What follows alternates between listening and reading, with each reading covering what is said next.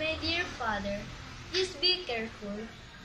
If you go to a land far away, a part of an Indonesian traditional song that originates in Minahasa, northern Sulawesi, Indonesia.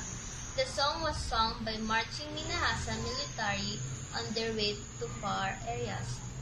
It has a deep meaning for a so-called nursery rhyme. It's a song about a son who went to immigrate from his hometown, the city, with the hope he could reach success, and his parent, who love him dearly and wishes for him to survive. It's a song that has a pattern of a narrative poem. It is an expression of the love and concern of a parent to their child who had grown up and had been obliged to earn their own living. It's a song of hope, a parent who is praying for their son to have a better life.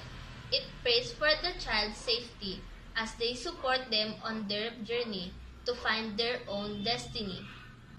To further understand the song, I look for its English translation over the internet.